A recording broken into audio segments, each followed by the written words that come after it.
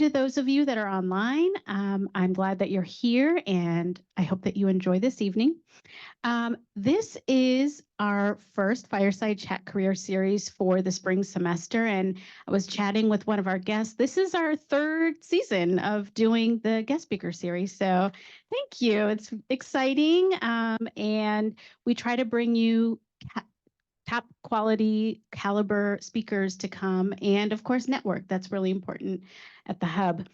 I have to say thank you to Verizon. Not I have to, I want to thank Verizon for their sponsorship of our guest speaker series.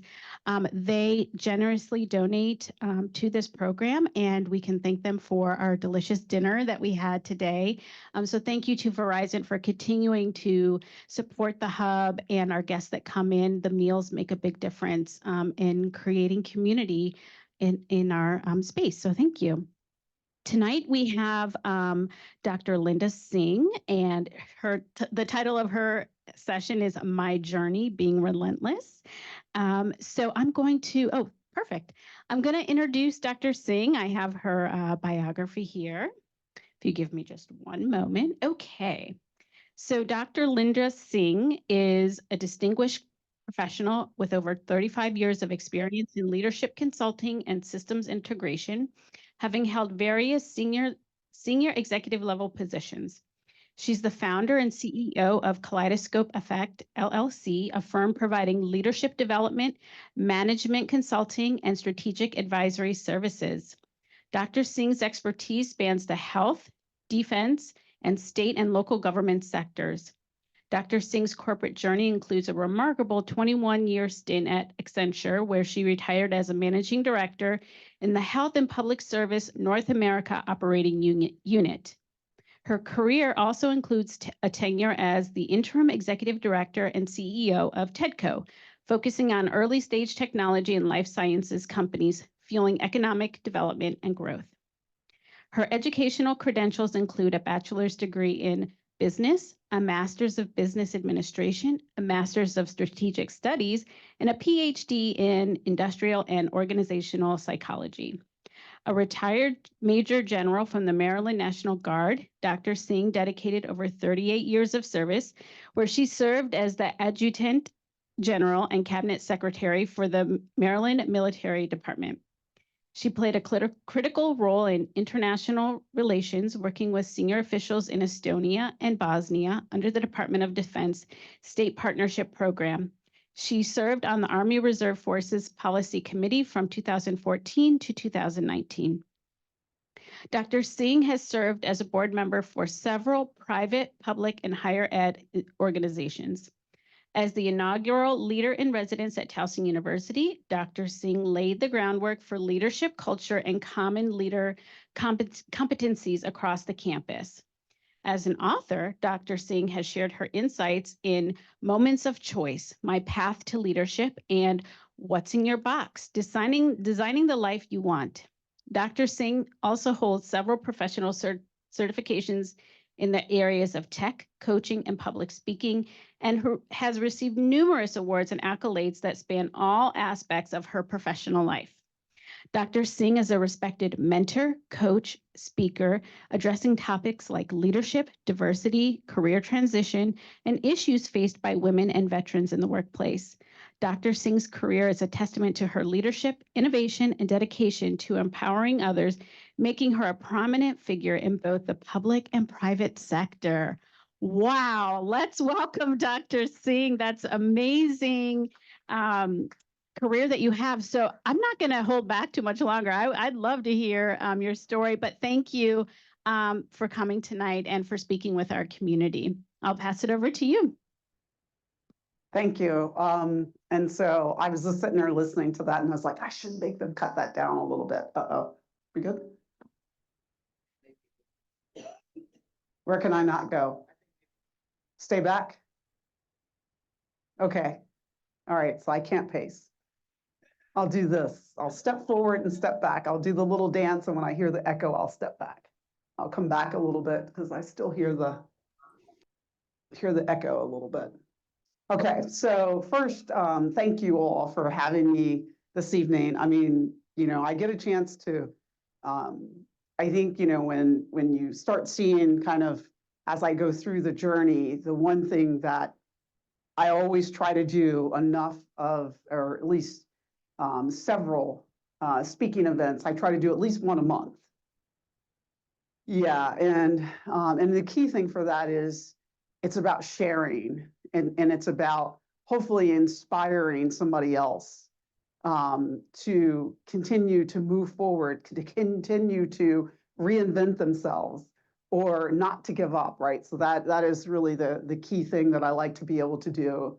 And so it just so happens that here in February, I think I have 3 speaking events and maybe 4, but 2 this week. And so I'm here this week, and then I actually do Black History Month at a 3-letter agency on Friday. So it's great to be able to at least get out and kind of share the overall perspective. So hopefully the journey that I'm going to take you on really is my journey. So how did I get from, starting out to being a CEO and founder of a company? Like, how do you do all of that in a lifetime? All right, let me see if I get this right.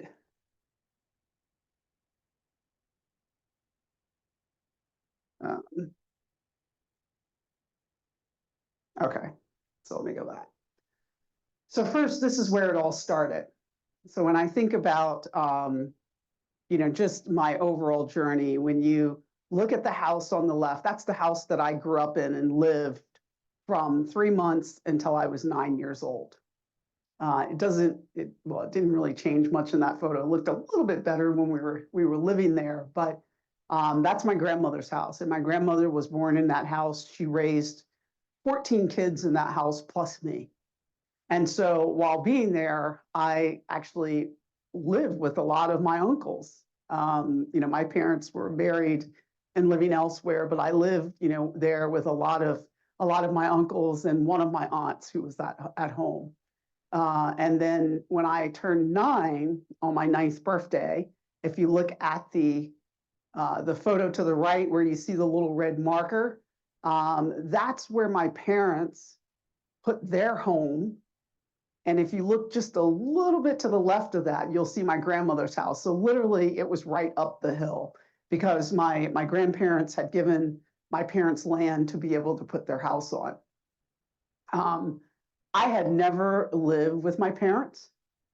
I knew they were my parents, but I didn't know them in that way.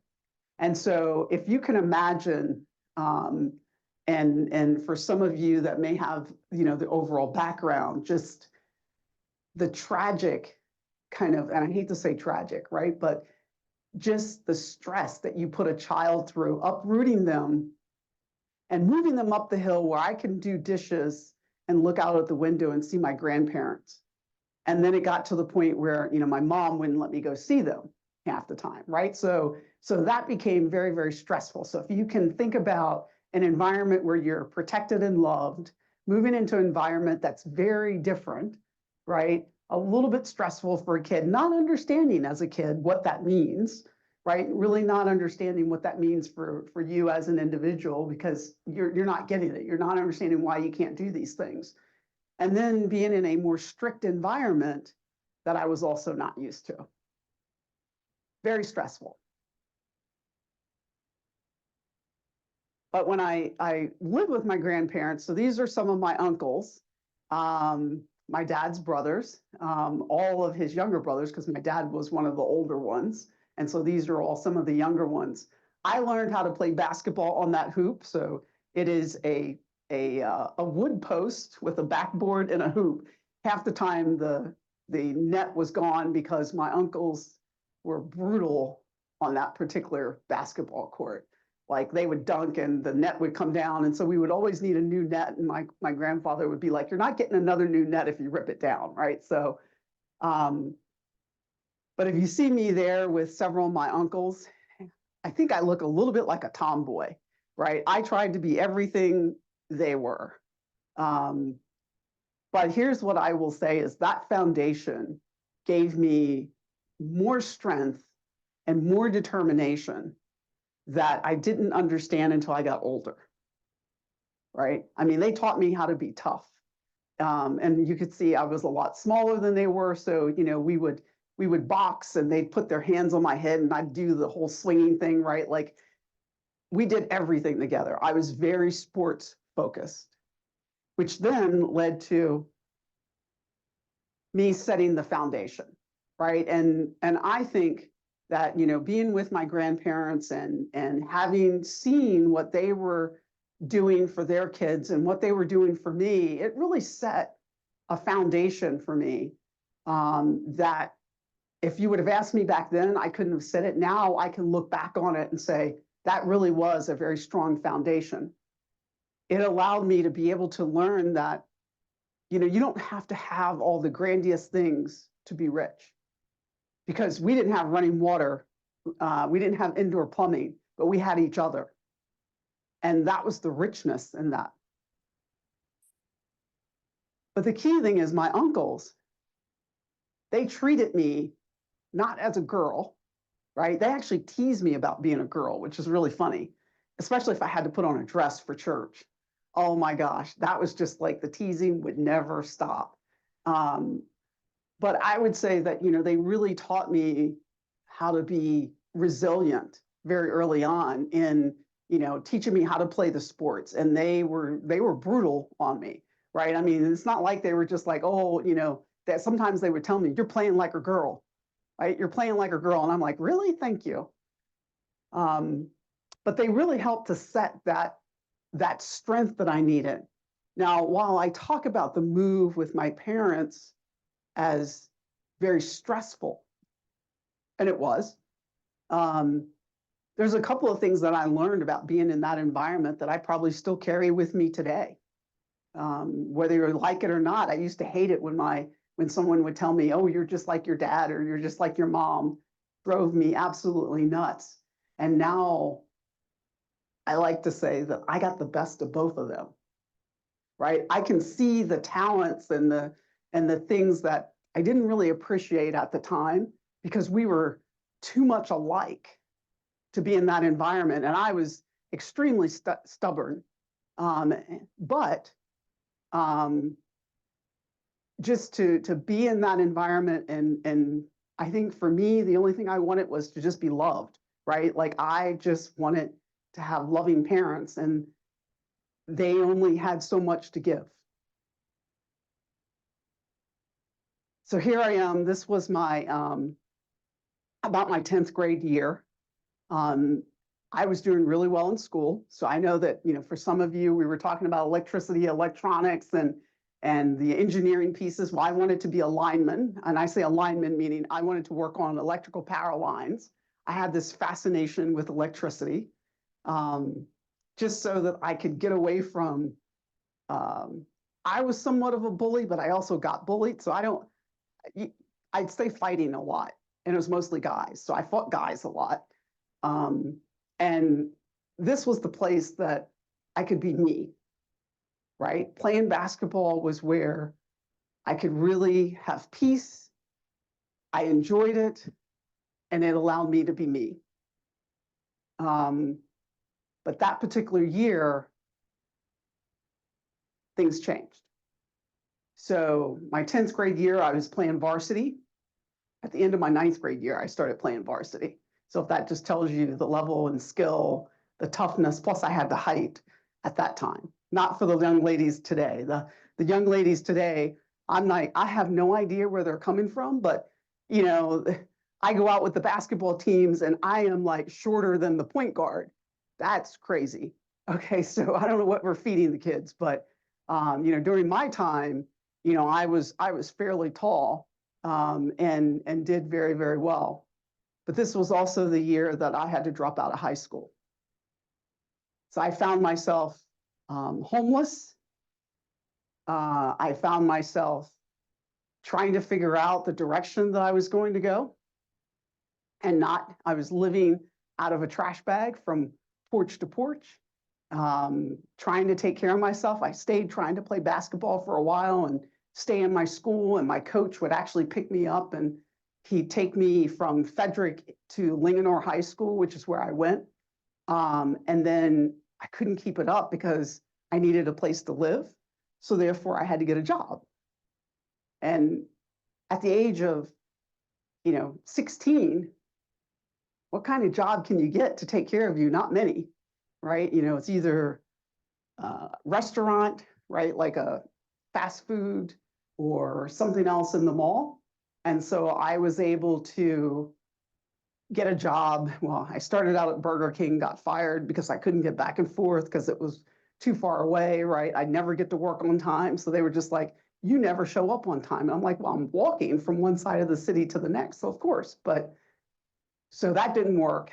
And then I landed a job at a pretzel shop. And so this was in 1980, and I was actually working at a pretzel shop, and I still had to walk to work. And I wasn't making a whole lot of money, and the little bit of money that I made, sometimes I'd have a room, sometimes I wouldn't, to be able to stay in. But I ran across this amazing opportunity. I was working in the mall, and there was a National Guard recruiter at a table one day that I was in the mall. Now, I had no thoughts of going into the military. It was not on my radar. I wanted to go to college. I mean, that was really the direction that I wanted to go. Like I said, I wanted to be an engineer. So I was kind of set and trying to figure out how I was going to make this work. And so this recruiter convinced me, after much talking, he convinced me to take the entrance test. And I told him, and I said, well, I'm a high school dropout, so I don't think I can go into the military. And he says, well, here's the kicker. If you score really high, going into the National Guard right now, being a female, because we're trying to recruit females, he says, I can get you a waiver. And I was like, that sounds like an opportunity, right? So I said, fine. And then when he found out how old I was, he says, well, you need your parents' signature. And I go, no, you need to get my parents' signature because I'm not talking to my parents. I said, I don't live with my parents. I don't talk to my parents. If you can get their signature, if I take the test and I score well enough, then you have to get their signature for me to go. And he goes, that's a deal. And so that's what I would consider to be the next piece of like facing this level of adversity that you just don't know, right? Like I was stressed. I didn't know where my next meal was going to come from, much less where I was going to sleep in many a nights. The good thing is that, I was actually in a neighborhood where some of my friends, they had nice little swing porches, like swings on their porch. I'd sleep in the backyard. I'd sleep on a porch. Sometimes I could sleep inside. I could spend the night. They would always feed me, so they'd be, more than happy to feed me. But that's where, your whole technique for learning how to manage stress and having this relentless pursuit. I mean, that's where it started. And I never really thought about it as in, oh my God, I'm in the worst situation ever. I mean, yeah, I'm sure it was no fun, but I never looked at it and thought that I couldn't succeed, right? And so when I got that opportunity, the one thing that I will tell you is 1981 started, it was a new start for me. It was new challenges. So I signed the contract in June 1981. I hit it to basic training in October 1981. Now, in between there, I had landed this job working at an electronics factory, actually testing, doing the capacitor testing. That's actually paying pretty good money. And I was like, man, I can't believe now finally I get a job. I was there for like 4 months, still not enough to really take care of myself, but I was like, I got a job, or like a really good job in the field and closer to where so then I was like, okay, that gives me some hope. But here I am, I go off to basic training. So that's me and my I look really, really young. I look at that photo and I go, God, I look young. And then if you look at the one on the right, this is pretty amazing because here I go to basic training, and during that time, the women were separate from the guys. And so there I am with the hat on. So I became the senior squad leader over 40 women, and I was the youngest in the group. And so my leadership skills came out really early, and I never thought about that. Like, it wasn't until I became the adjutant general that somebody was asking me about basic training, and I was like, oh yeah, and I got a letter of accommodation, and they go, what? You got a letter of accommodation out of basic training? I'm like, yeah, I was the senior squad leader. And they go, ma'am, you don't realize, like, that's where it started for you. Like, that's where your leadership skills started to develop and come out. That's where your spirit started really, really coming out. And I found myself, really fitting here. Uh-oh. There we go. Thank you. And so what I think, became very apparent to me, at least at that time, is that I started figuring out that, I could actually see the times that I was not succeeding started turning into opportunities. And I didn't stress out, like, yeah, I'd get down sometimes about failing with something, not doing well. But then I started realizing that, but when I did it the next time, I was stronger. I was, more resilient. I understood it more. So I started kind of building in really this level of resilience through all of this change that I was going through.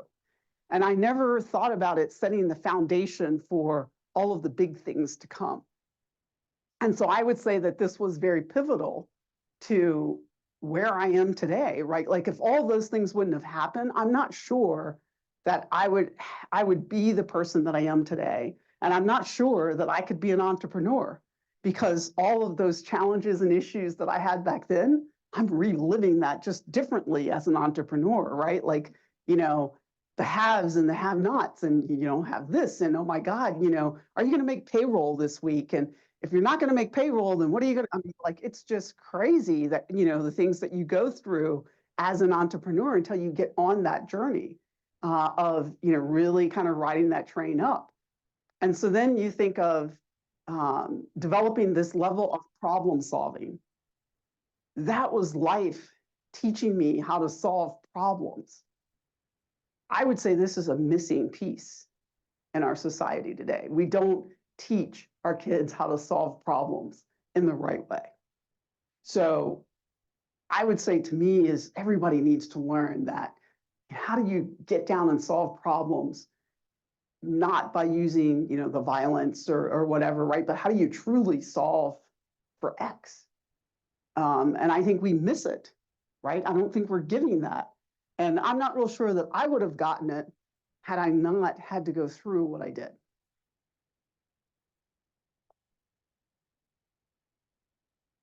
Uh-oh. Something going on with a little clicker here. And so after all of this, the one thing that I learned, and it became so apparent to me, is I started believing that I could do whatever I set my mind to. I started having this level of hope, and I started dreaming. I started dreaming big. I knew whatever I was today, I could do more. And whatever it was tomorrow, I could do even more, right? And it didn't have to be, I'm going out and becoming the president of the United States. It was whatever was set in my path, I was continuing to do more. And I believed in that. Whether anybody else believed it or not, I believed in that. There we go. So then in 1991, I started a new journey. Like, there's a whole bunch of things that happens in there, but this new journey. So I was on my second marriage, by the way. So I didn't put my first one in there because I'm not real proud of that. That's like a failure. The best thing out of that is my oldest daughter, so who is absolutely amazing. You'll see in a couple of photos. But so this whole new journey. So this was me getting my commission as a second lieutenant. So now remember, I said that I dropped out of high school. Right. So somewhere along that line, I got my high school diploma. I got my undergraduate degree. I graduated as a second lieutenant. So I went through the officer candidate school in the Maryland National Guard. So I know that that sits home for you, right? Now that is the gentleman who is pinning me to the left side of me is General Frederick, who actually signed the photo. He was the adjutant general of Maryland at that time. And the governor is on the other side. So that's Governor Schaefer. Yes, that's how long ago. And I look really young. So, but here's the other thing that happened during this is I was the distinguished graduate of that class, the first female ever to get all the top leadership awards. And I walked away with all these different awards. It was pretty crazy. And the guy that I'm marrying there, which was my husband today, he was at that graduation.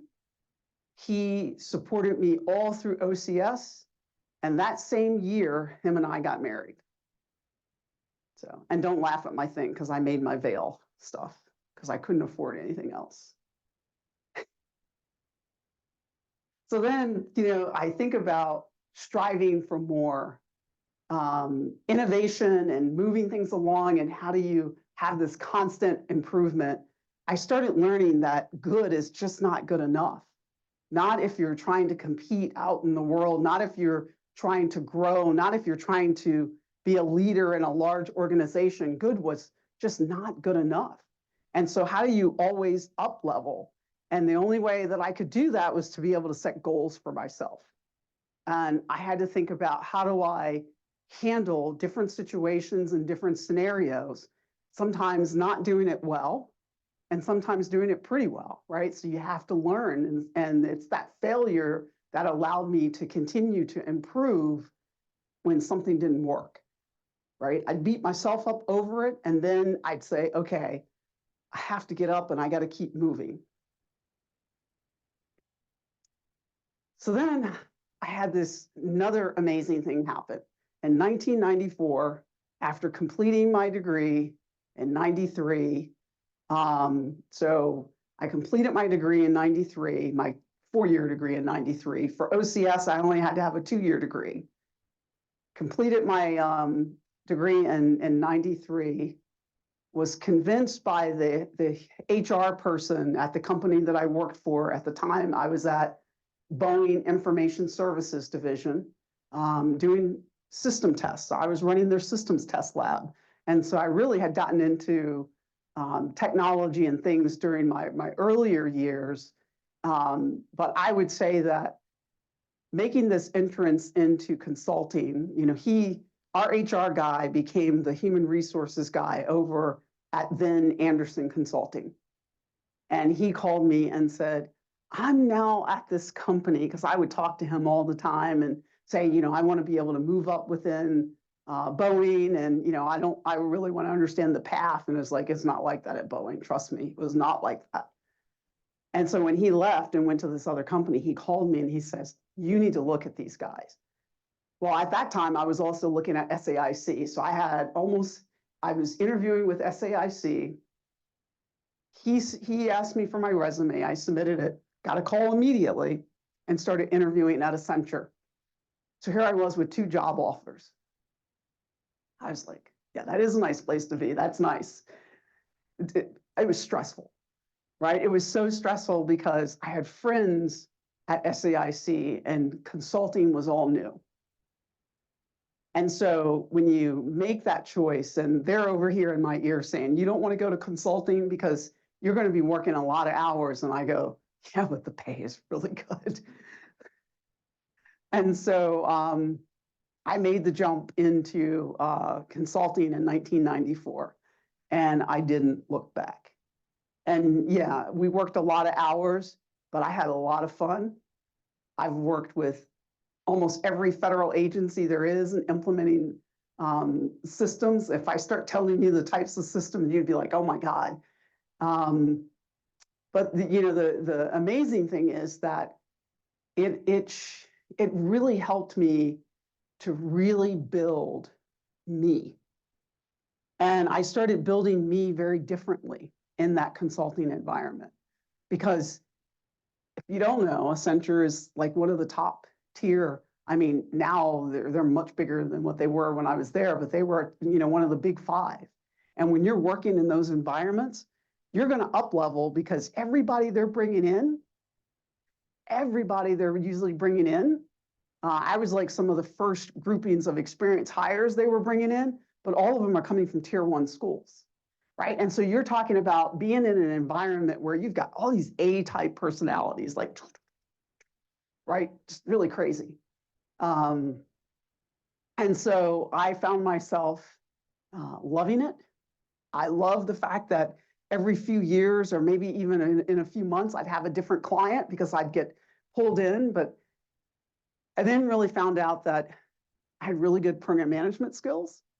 That whole thing, you remember I talked about that problem solving? I would get brought in to solve issues and challenges with teams. I built really strong teams, and that became a reward for me. Now, during this time, I actually deployed twice. I deployed so I had to go away for a deployment in 2006, 2007, and I came back in 2008. I was gone for 18 months. So that's why it's a little bit long. I started training up in 2006. I actually left on military leave in April of 2007, and I didn't come back to work until December 2008. And I was a little worried because I was up for partner when I left. And I just thought, okay, that's put me behind, but duty calls. Until I got a phone call in October of that year. And it was, I say I got a phone call. They actually scheduled a call because they didn't just call me. At that time, we didn't have cell phones, by the way. So it was over computer. We were doing Skype. And so I set up a call with the defense partner, and him and the Army client lead was on the phone. And they said, because I was working in the Army account, and they said, well, we want to give you your performance review. And I'm like, I haven't been there. And they go, well, you still get a performance review. And I go, oh, great, this is going to be fun. I know what that's going to be like. And then they tell me, well, you know, we are going to promote you to partner. And I'm like, okay, I think I just missed like a whole, like, and they go, you have consistently demonstrated that we want you as a partner in our practice. And oh, by the way, when you come back, you're going to come back in as the deputy for the Army account. And then within 6 months, you need to be ready to take over the account. And I'm like, I'm sorry, I didn't hear that. I think I was static in the line. Like, did I really hear that? Are you really? And so I was like, you know, I get off the phone and I'm like, thank you. And so that was a huge shift during that time. And then the next time that I deployed was to Afghanistan. And so here I am, the most senior African-American female partner, and I'm deploying to Afghanistan. So I'm the most senior partner deploying. So you can imagine it went all through the company. Everybody knew. And I will say that the day that they were having my dinner here in Reston, for that particular day is the same day that we had the earthquake. I was like, don't let that be a sign. I'd never been in an earthquake in my life, but I can remember it vividly because that particular night, you know, we were all talking about the earthquake, and then everybody was asking, so you're going to Afghanistan, what are you going to be doing? And I was like, well, okay, let me see if I can explain this in consultant speak, right? So trying to help them to understand, like all these partners are sitting around, I'm trying to help them to understand what I was going to be doing. And what I did the whole time while I was gone is I sent them monthly updates. And I translated the type of work that we were doing into consultantese so that they would understand it. And I brought them along a journey with me. And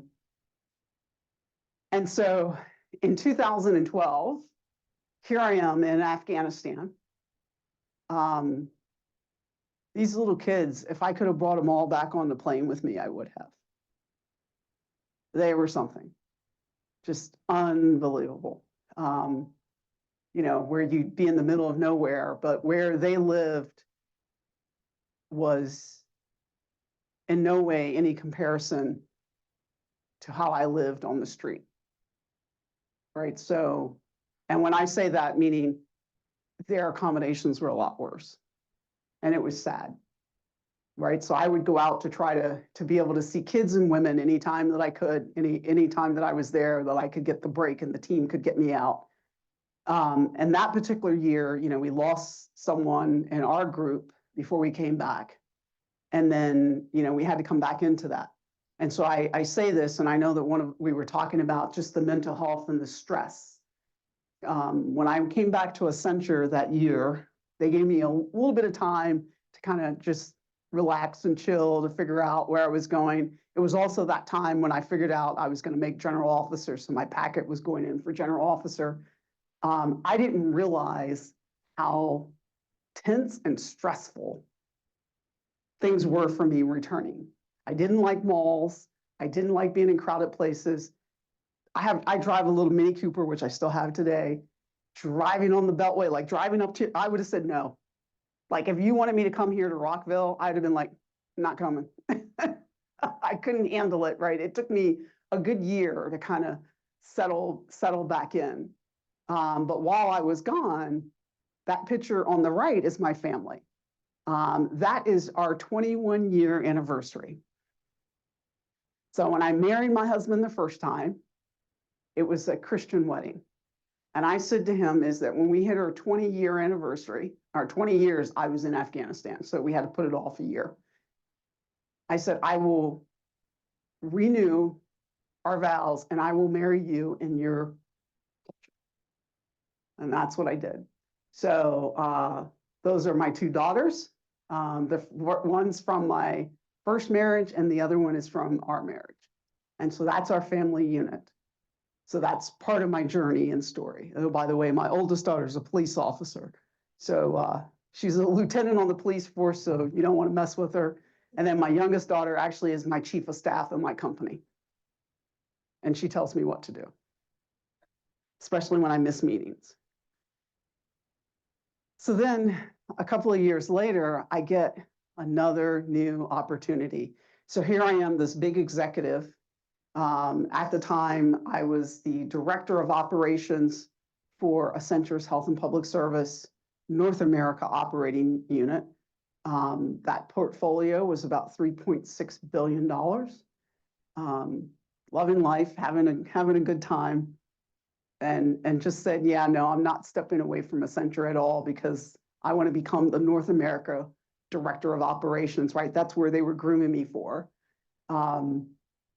And then I get, the adjutant general at the time starts talking to me and he says, so you should consider putting in for the adjutant general. He says, I'd like to put your name on the list. He says, would you be interested? And I go, I hadn't really thought about it. I said, but I'd have to leave consulting and I'm not real sure I'd want to do that. And he said, I really think you need to do it. He says, you're the right person. He said, out of all the ones that are going to put forth, he said, I'll support you all. He said, but you're the right person for the organization. And I go, I'm not so sure about that.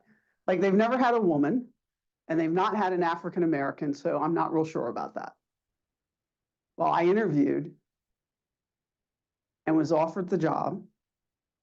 And I told my husband coming out of the interview, I said, honey, get ready. We're going to have to make a big shift because if I'm offered the job, I think I'm going to take it. And I did.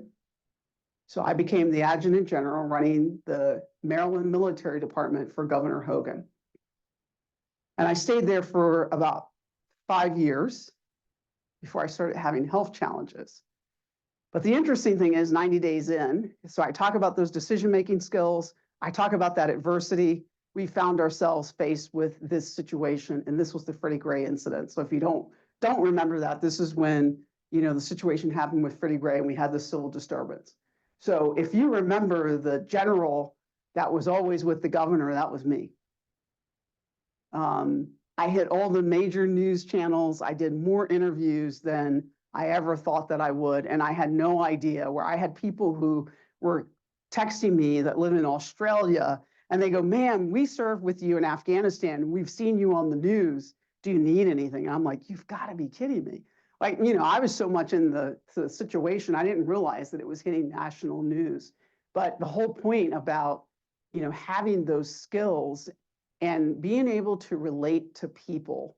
One of the things that I was doing and had to put on hold because of Afghanistan was I was working on my PhD in industrial organizational psychology.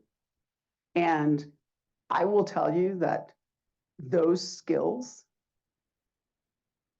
were valuable during this time, right? Like, absolutely, it was critical because of all the political things, all the other things that were happening, absolutely valuable. So then you talk about this continuous professional development, right? So I had to try to hurry up and get my degree done, by the way. So I was almost to the point of not getting through my my research and getting my degree. But you talk about continuous professional development. I've had to do it over and over and over again. I still find myself continuing to learn because time doesn't stand still. And if you're looking at building a career that can endure, then you have to do this continuous professional development. It's absolutely critical. And especially as we're looking at new technologies coming into play. I mean, how many of you are playing with ChatGPT? Because if you're not, you should be, so that you understand it and so you know how to use it and so you know what the talk is, because AI is the next generational thing. Right? It's the next thing, along with cyber and all these other things. And cyber is kind of a wolf in sheep's clothes, right? We've been there, done that, and seen it. It's just different, and it's more lethal in terms of a technology, right? So we have to continue to have this growth mindset, and we can't stop learning. We cannot stop learning. Because that takes you to new heights. And, I like kind of this, I always like to put them in this order, because in 2014, I found myself named as one of 25 most influential Black women in business, right?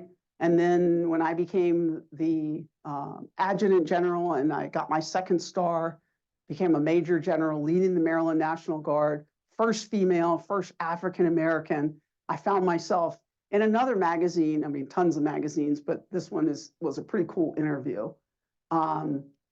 And then in 2019, I got to walk for my PhD. So I got my one of my master's degrees from the military, and you walk, but not the same. I didn't walk for high school. Remember, I dropped out of high school. I didn't walk for my undergraduate. I didn't walk for my first master's. This was the first time that I walked for a diploma across the stage. And I will tell you, I get chills, right? It gives me chills, because my husband was crying. He was just like, oh my God, because I never envisioned that I would ever get there. I never envisioned that it happened. I stood in the middle of and danced.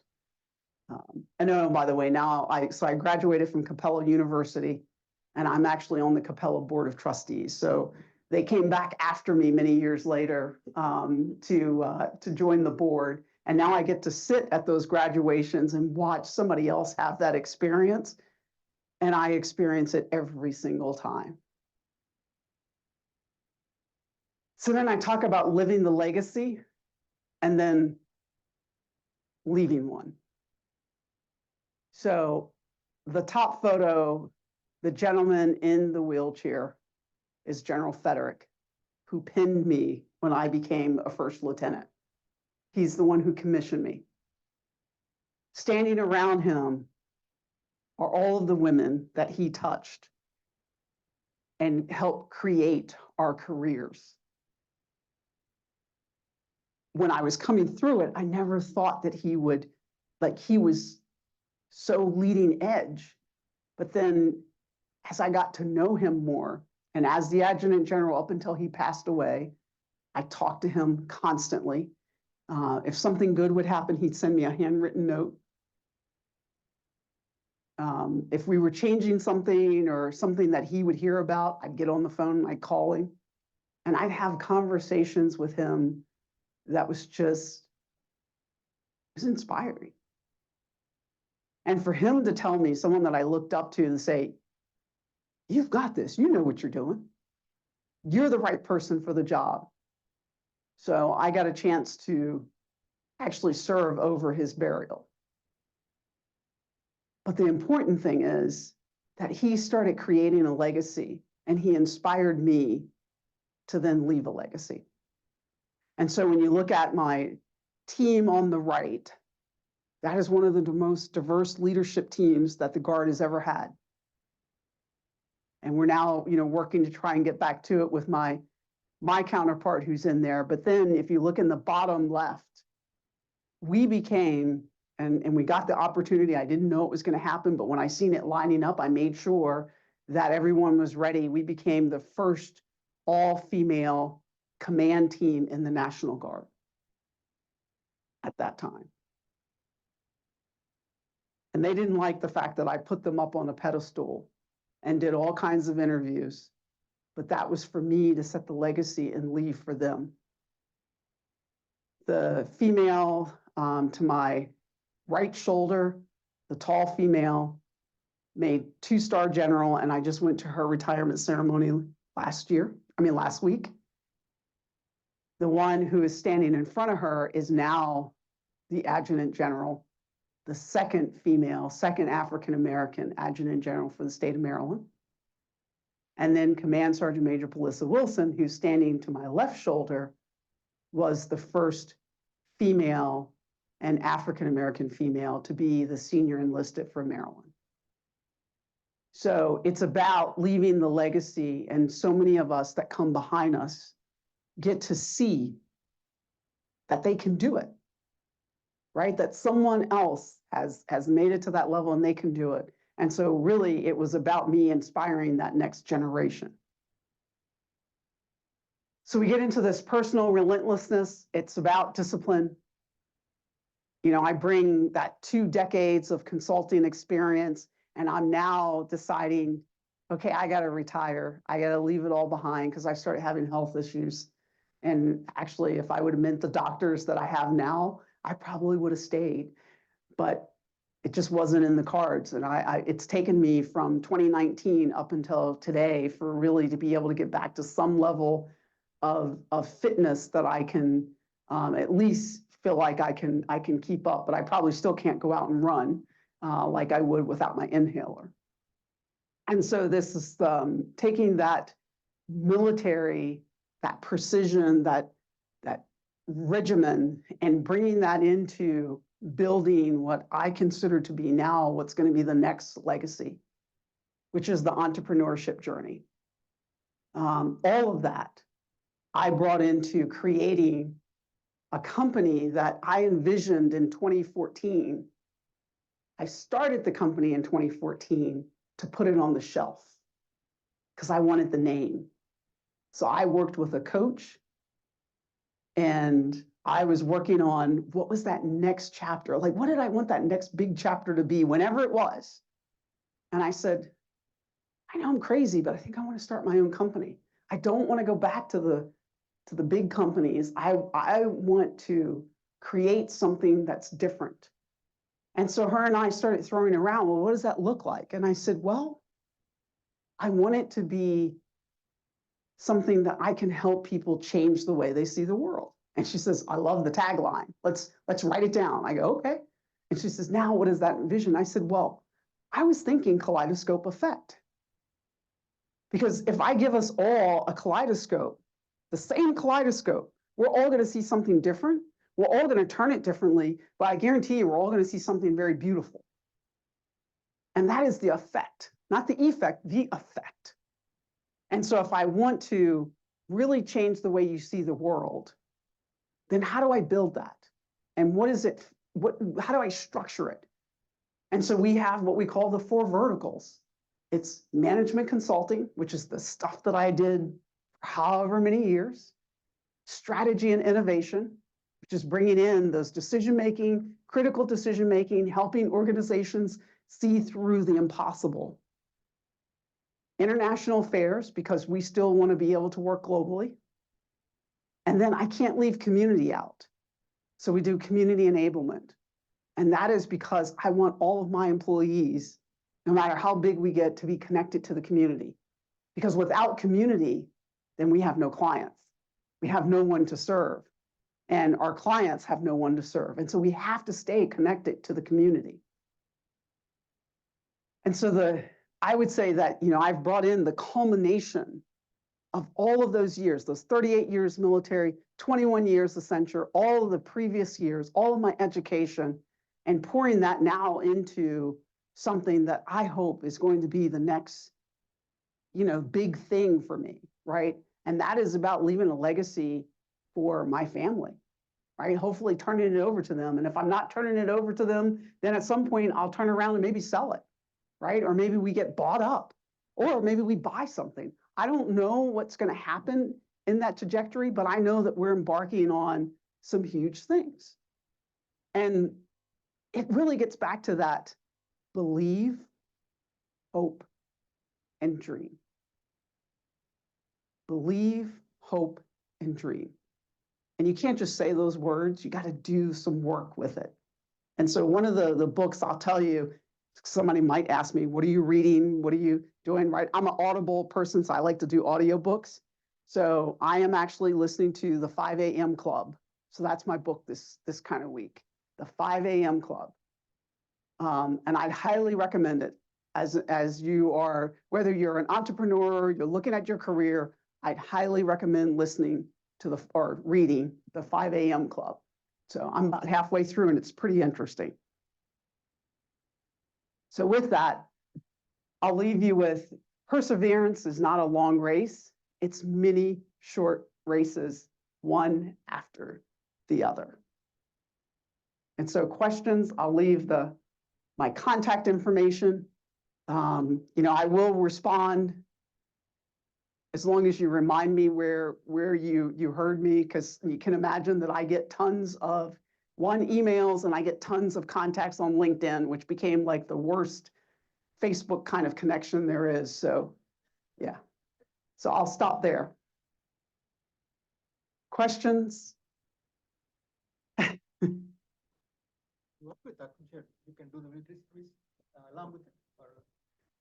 Yes. So the question is, when I worked at Accenture, could I do the military service? So the National Guard and Reserves is part-time unless you're full-time with them. And I was part-time all the way up until I became the adjutant general. And so I led a dual career all of that time. I would have to say that I probably worked like 3 jobs almost my whole life. So yeah, different pays, not exactly 3 pays exactly, but and that's probably a bad thing, right? Because when you start thinking about work-life balance, but balance for me was different. It's different for everybody. And I would have to say that I found, balance in what I was doing there. It's a little weird. And even with my company, I probably am still focusing and working very, very hard, but I still have some level of balance. Just different. Yes. Are you still in military or you retired from military? I retired out of the military in 2019. Yes. So you live in America or Africa? No, I live here. I live in America, yes. My roots are from Africa, well, partially. I'm 40% West African, and the other 50% is European. I don't know how that happened, but anyway, yeah. When you were little, you were in Africa? No, here in the US. Okay. US, yep. I know that house, right? That was here in the US, in Maryland. So you from here? I am from Maryland. Yeah. I thought you from Africa and you moved to America. Yeah, no, actually from here. Yeah. I have a question. So going over your journey, it's very apparent and obvious, like you were usually the first. You had an opportunity to be the trailblazer in a lot of opportunities that came your way. And that's actually one thing I struggle with a lot of times because I walk into a room or a team where I'm either the only African American, especially when you start talking about working in technology. I work in cybersecurity for the DoD.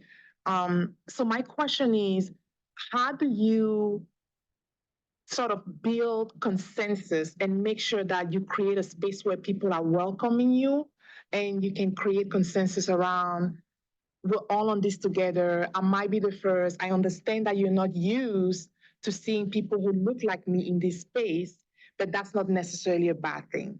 Yeah. Yeah, so that's a good question. And it's challenging. So I don't want to tell you that you have to assimilate, but in some cases, you know, I had to learn how to work with the guys.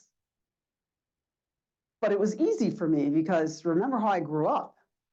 So I had to go back to that and say, oh my God, okay, what would the guys be talking about? Basketball, football, sports, right?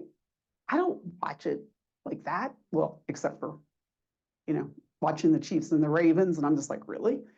But it was not a good game. And it's bad because I love the Chiefs quarterback, but I love my Ravens, right? So but so then I started figuring out like, okay, how do I connect? Right? I didn't play golf. Actually, I'm a horrible golf player. I mean, I'll go out and play, but I'm horrible.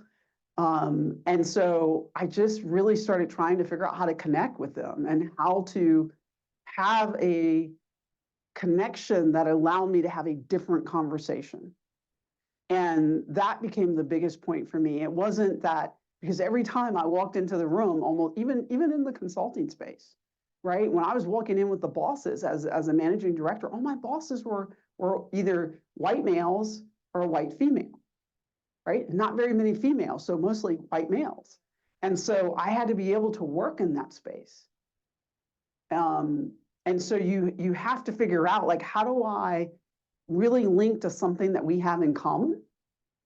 And let that be the thing versus me walking in and being like, oh my God, because I don't know how many times I walk in and I'm like, yep. Okay, let me just do my thing, right? And so I will also tell you that I had developed just this level of presence that I don't think I really understood it until it's actually one of the males that said something to me about it. And they were just saying, well, you're pretty intimidating. I'm like, no, I'm not. And they go, okay, your height, like you're tall and whatever. And so I started realizing that their perception of me was very different. And so I think you have to work through that, but you shouldn't be so focused on, okay, I'm the only one, because 9 times out of 10, you walk in that room, you're going to be the only one. So you know that. So get yourself prepared to say, now I'm going to walk in the room and be a participant. And sometimes that might be a little bit of a challenge, but if you make that connection, then one of those individuals is going to help you, right? And once they hear, oh my God, okay, this is a peer, then the whole dynamic changes, right? The whole dynamic changes. You try to have a mentor or somebody and then try to back and forth and before you go into meeting or something like that? Well, I mean, it's not always possible. So can you imagine in the Accenture space, it's very fast moving. Like I have mentors and coaches, yes, but to be able to talk to them before I walk into a space. So one of the people who's a very good friend of mine, one of my bosses, a female who ran our federal practice. And if I went to her and said, I'm afraid to walk in this space, she'd be like, suck it up. She'd say something else, but and I'd be like, yes, okay, right. But then on the military side, it was always challenging because all of the folks that could be mentors were all guys. And so I had to build that relationship. And I think, that's the one thing that if people, if you were to ask people that I've worked with, they will tell you that I was really good at building teams and building relationships. And even as a general, they will even say, she's very down to earth. And one, because I understand people and I love people. So I'm more apt to walk up and hug a stranger that says to me, can I hug you? And I'd be like, yeah. No, I'm okay with that, right? But I had to be okay with myself. And so I had a lot of mentors and coaches, but they didn't always look like me. But I never let that stop me.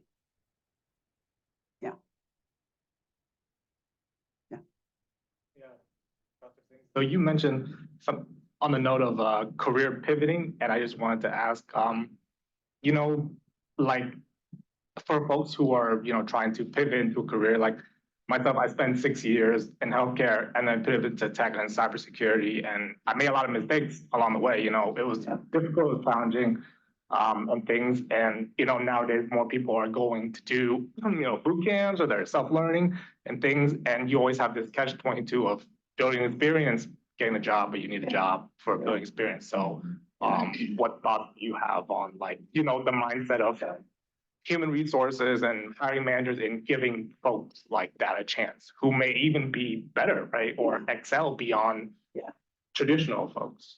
Yeah, well, I would say the first thing is that we have to be a little bit more open-minded about the skills that someone brings. Because what immediately struck me as I was listening to you were healthcare and you pivoted into technology. And I'm sitting here going, health informatics, healthcare technology. I mean, to me, those things all play. So then it's a matter of now, how do you sell yourself and saying, I'm bringing this experience. I've now added a level of technology on top of it that makes me more versatile. And that's what we want them to be able to see. So it's not just about the technology piece of it. Like, what is that functional piece that you bring that you could really help to up-level so many teams who are doing business in that area? And so I think we have to get better at writing our resumes and telling those stories and not saying, well, I made a pivot and now I'm in technology. You've just left everything else behind you, right? You got to bring that along with you. And that's the one thing I've learned along this journey. Bring it along with you and just repackage it because it's all valuable, right? Yeah. Well, when you said it, I'm like, yeah. And so now my chief of staff, which is my daughter, right? She was going to med school, decided that she wasn't liking where the journey was going. And she's concerned that she wants to start a family. She wants to get married. So they just got engaged. So she wanted to leave med school and she switched into technology. Now, the great thing is that she works for me. So she started out being my chief of staff. And I go, well, fine, if you're taking these courses, I said, well, I need you to shadow some of the folks on one of my teams. And I want you to study. So she's now doing Appian development. And she's on one of my government teams. We're going live Wednesday. But she's now shifted and she's doing Appian development. And I'm going to tell you, I mean, I'm pretty good with ERP systems and I can do a few things because I don't need to be doing everything. But when I watch from when she started to where she is now, she's just as good as some of the other tech folks that I have that started learning it before her, right? And so just always think about that, repackage it. Yes. Like a technological thing, or is it like a human resource thing? So we focus in on technology consulting, leadership, change management, talent development. We have some cybersecurity, and we are looking to push back to do international stuff. And that would be more what we call capacity buildings, where we want to get into overseas and look at it from that perspective. But those are the areas right now where we work and that we're continuing to build. My team, I really started focusing on kaleidoscope effect in 2020. So that's when I good time. Just saying, it was November 2020 was not a good time. And we're going into 2021. And so we've gone from having just one to now there are 7 of us. And basically, you're trying to build contracts with defense industries or building projects and fundings with them, or? Yeah, so we go after government contracts. And so right now we do work at the state and local level as well as federal government. I haven't won anything in defense yet, but we're gonna move there. And I've also leaned back a little bit on defense until I got clear, because I'm in general officer, I wanted to make sure I was clear to all my conflicts of interest. And so we're gonna see it starting to have your push into defense. And it's interesting because we also know that we've got, you know, a lot of combined, mostly purchase orders, that, you know, we've been able to sole source and mostly purchase orders. And so we're continuing to work and grow. We're gonna put in our 8A application because that's huge in the government space. And so if we get that, then that's gonna give us a little bit of a boost, but I feel like now is the right time, so you don't want to get it too early. But I think, you know, we've had a huge growth in the last year in the company. I mean, just the last year has been the best year that we've had since I've been focused on the company. And so that says to me that we're doing something right.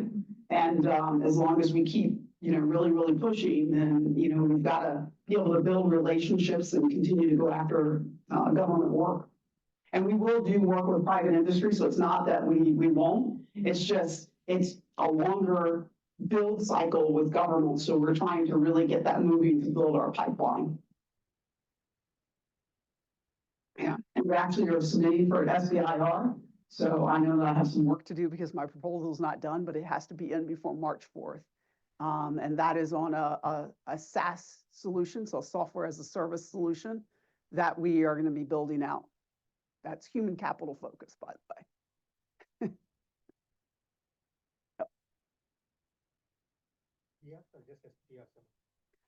So technically we could do it. So the way NSF came back to us, so we submitted a pitch and got approved for a full proposal, and we can submit it as an SBIR or an STTR. I don't know which one, but I think I'm probably going to do it more as an SBIR, and mainly because of the type of product that we're building. But that doesn't mean that I may not partner with an academic institution from the research perspective. But we may be focusing with a couple of other organizations from the research perspective as well. Yeah. Is AI technology related to you? It is, and so that's an interesting piece. Actually, the software as a service solution that we're building has an AI component in it, leveraging generative AI. And so that is absolutely key. And for what we're trying to do, there's no way that we can do it without AI. This is a concept that I started back in 2015 as a result of the civil disturbance and what I seen coming out of that. So it's really related to that in our first responder community, our law enforcement community, our military community, and then it can expand into other organizations, but those are the focus areas. And so AI is going to be a big piece in what we do. In the future, and they more AI robots and they replace the workers, and a lot of people may lose their job. Then what can they do? Yeah. So the great thing is I'm not going that direction. So I'm going to be leveraging generative AI to help you or us or we to become better decision makers. And we're going to be doing that, you know, through the use of our technology. So slightly different. And I took a completely different focus. And mainly because if you look at my tagline, right, it's changing the way you see the world. And so our goal is to change the way you see the world through strategy, technology, talent, and innovation. And my thing is not to come in and have a system that's going to replace your job. My thing is helping you to become the best decision maker, the best leader, the best employee that you can be in your environment while seeing all of this change and uncertainty and how it just shifts us every single time.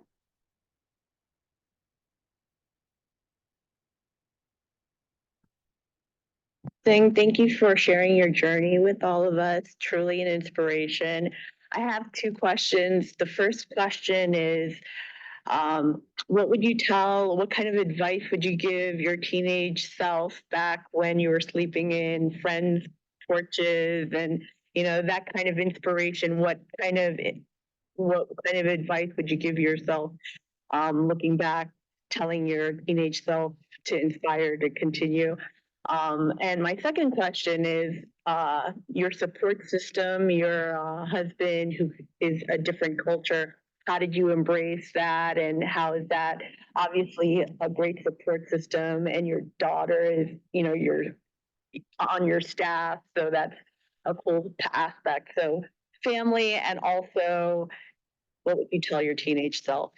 A piece of advice. Yeah, so that one, I would tell my teenage self to seek help, right? I was too scared and too proud, maybe, to ask for help. That many of my friends, they didn't fully know that I was completely homeless. Only a few knew. And then my family, other than my parents having put me out, right? My family didn't know the full story. And I felt like if I told my family, then they would be trying to encourage me to go back home. And I just knew that I couldn't do that. I didn't think that that would end well. And so I would say seek help. And the challenge is, like, where do you go to seek help for something like that, right? Like, it was challenging. It was just a challenging situation. And in the family, no one really wanted to have to deal with my mom, right? I mean, that was the crux of the matter for that particular piece of it. And then when I think of,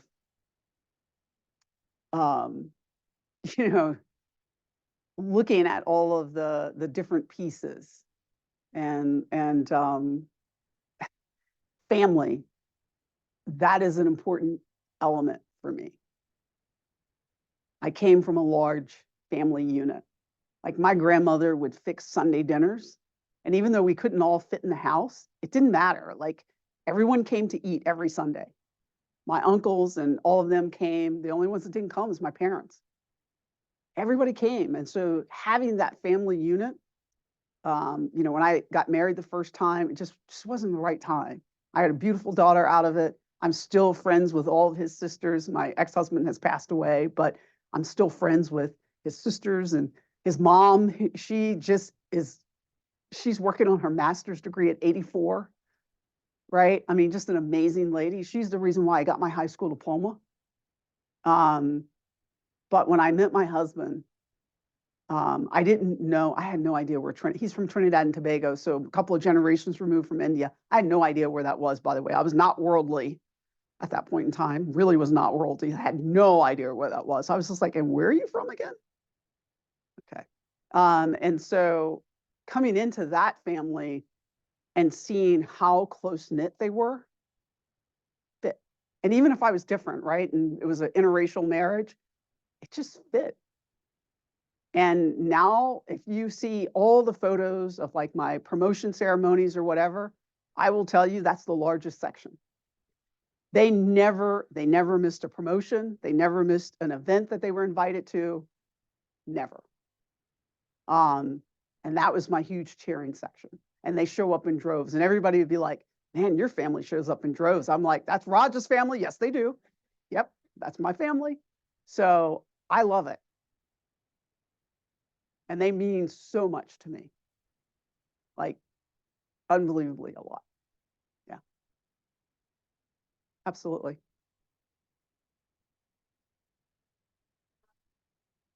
Yeah. I'm pretty sure it was very hard for you to just leave everything behind and just start from zero again, because going there, it's starting all over again. How and when did you know that you were a leader? Because you talk about leadership, right? People told you that you are a leader, but you don't know that you're a leader. So when you finally realize that moment? That's a really good question. I spent part of that time with people telling me that I wasn't a leader too. And then, which hits your self-esteem, which I don't talk about in there.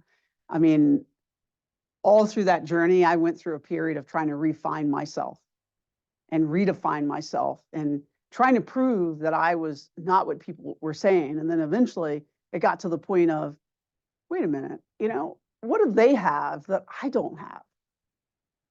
When I compare them and I compare myself to them, I'm like, I'm just as good. So I stopped. I hate to say I stopped caring about what they thought. But once I started believing in myself and just being me and doing me, being present, doing what I thought made sense, whether it's right, wrong, or indifferent, living and taking responsibility, but being me, I found that I was unstoppable. Right? And that doesn't mean that, everything went the right way. It just became second nature and I stopped worrying about it. And then when people would say, oh my God, you're an amazing leader. And I'm just like, I'm just me, right? Just trying to do the best for my people. I think that was the other thing too, is the big shift went from focusing on me to focusing on others. And once I started really putting my energy into focusing on others and making sure I was the best, I was bringing my best self to do the best for them, that completely switched. Yeah. Yeah. Yeah. Did you miss your past? Do I miss my past? Being like my parents or not, or any of it? Yeah, anything. Well, so Like, I know that I have more years behind me than ahead of me. Right. And so there is no day beyond today that's given. So I know that. And I like to reminisce about the past. I wouldn't change anything because then I wouldn't be me. But I'll tell you another little amazing thing. So last year was 23. So in 2022, I was taking my exam for the corporate directorship. So I was taking another certification exam, another one of those 3 hours and something exams. You have to go in, and you're without your phone. And my dad had been sick previously, but I thought he was doing okay. So I did have a relationship, by the way, with my parents after all those years. And so I come out from taking that and I turn on my phone and the messages were just rolling in. And I'm looking and I had missed calls from my mom, right? I had about 15 of them. That said to me something was wrong. And I had calls from my aunt and my uncle, which, my aunt's like CNN. So I knew something was wrong having all those. And I hadn't even listened to the messages. I'm just like, okay, something's wrong. So instead of listening, to all the messages, I just called my mom and they were taking my dad to the hospital. And she said, my mom couldn't drive. And she said, well, they're taking your dad to the hospital. He doesn't look good. And I don't know, I'm not real sure, but he couldn't breathe. He couldn't this. And I was just like, I just talked to him. And she said, he didn't want you to know. So I said, got it. Canceling all my meetings. I'm on my way to the hospital. 4 days later, I had to take my dad off a ventilator. So point being, as I was there with him to the very end. You don't get to do that. Some people can't do it. But I never left him alone. Even though they might have left me alone, I never left him alone. So then we fought over who was going to take my mom. I'm sorry. Oh my God. I was the only one that could take her. And I'm just like, oh, Jesus. I said to my husband, honey, I love you. I love you so much. I said, okay, this will be okay because we have the room, we have the space, we planned for this. I just thought that it was going to be my dad, not my mom, because he was my mom's caretaker. So after many, many months of trying to convince her to come down with us, and my mom was an alcoholic, both my parents were. So if you can imagine that, and we finally, well, actually I put my foot down and I said, you know what, I'm now the general and you're going to listen to what I say. You're not going back home after this hospital visit. We're not taking you back home. I'm taking you to my home and we're going to get your things. And she's like, you are? And I go, yes. because I'm not going to do any more of these calls where you're crying or that. I can't handle it. My hair was falling out. And so I put my mom in my house, and then I started really losing my hair. And I got to spend the year with her. I think she hated me by the end of Christmas because I'm a really Christmas nut. And so I dressed her in a different outfit every day for 12 days leading up to Christmas. We gave her gifts leading all the way up to Christmas because I wasn't really sure that I was going to have her very long because I knew that her health was not great. And we lost her February 3rd last year. And so when you ask me, do I miss it? I got an opportunity to have and finish out a very different relationship that I wish I would have had very early on with my parents. And the one thing that I can tell you that was very evident to me, even though they didn't show it when I was younger, is that they love me. That gave me a peace that I couldn't have gotten anywhere else. The journey obviously was supposed to happen this way. And my mom also did not die alone. I was there every moment out of all my siblings because none of the rest of them wanted to be there. And my husband's family was there with me, by the way. So we surrounded her with love. Yes. I think that's it. Wow. Dr. Singh, thank you so much. Yes. Thank you. Thank you. I'm actually speechless. I actually don't have anything to say other than gratitude. Thank you. Your story is so powerful in that you connected all the dots for us and saw how your foundation got where you are. And what really stood out for me is how authentic you are. You brought your authentic self to us and to this community. And that's what the hub is about. We want people to see you and see themselves and have that inspiration of, I can do it too. So thank you for that. Thank you for coming to the hub. We hope that you'll come back again. This was really incredible, that the time that you spent with us. So thank you. Just a few things before we wrap up. In the chat and also on our screen here, we have an event survey. So one of the things, if you've been coming to the hub, we like to ask for your feedback. So please just take a few moments to fill that out. The hub team does look at that. We do take the feedback and we make changes based on your feedback. And while you're doing that, I have a gift for Dr. Singh. Thank you so, so much. We appreciate you coming and talking with us. And this is just a token of our appreciation. It absolutely has some hub stuff in there. So thank you for your time and joy. All right. Great questions also. That's one of the things that I also like about the hub is that our community asks great questions. So thank you for engaging with us. So yes, blue light glasses. And while you're filling out the survey, I know that you're almost finished. I see you on your phones clicking and writing. We have also some prizes for you. So at each table, there is a chair that has kind of like a name badge that says congratulations. If you're sitting in that chair, I have a gift for you. So finish your survey and then check under your chair. Oh, we have a winner already over there. All right.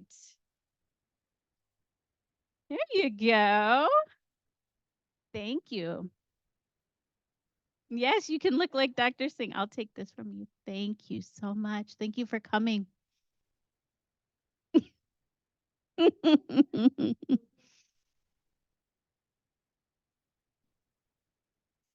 Thank you for taking the time to fill out the survey.